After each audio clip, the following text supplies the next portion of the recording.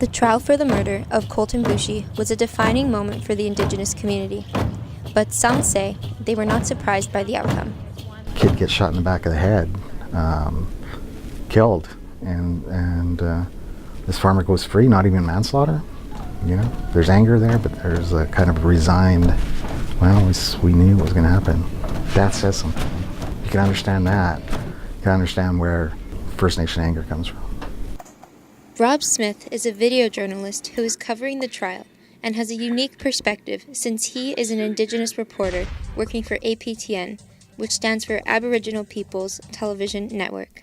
Not long after the Boushie trial, Raymond Cormier, the man who allegedly killed Tina Fontaine, was acquitted of her murder. Smith says it's not just the trials, but the media coverage in both these cases that shows the prevailing attitudes toward Indigenous people. So they're not the ones on trial. And in both cases, the fact that they had been drinking alcohol seemed to be a headline. And these kids are dead. You know, they were killed by somebody. And the fact that they had alcohol in their system has no relevance to that. So why is that a headline? Smith is proud to be a reporter, calling it an honorable profession. He believes the Indigenous communities need coverage just as much as the rest of the country. There's a lot of violence in our communities that has to be talked about.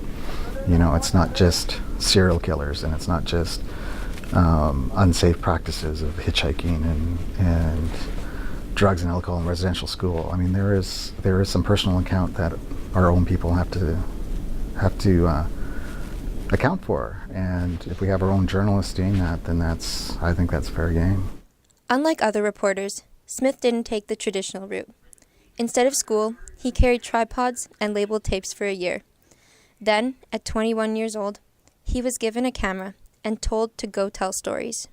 If I'm any good, it's because I just work hard and it kind of comes naturally. So I think most people will tell you that school is one thing, but you got to actually go out there and dig and hustle and put yourself out there and be in uncomfortable situations.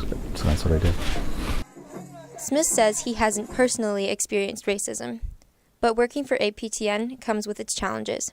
I know APTN is sometimes not the first go-to place for the movers and the shakers to come to, and sometimes they duck us because they can, which is tough. As a reporter, Smith tries to balance his stories, but some of the subject matter about his people makes it difficult to separate himself. You got to kind of believe deep down that you're making a change, or otherwise you're just exploiting them.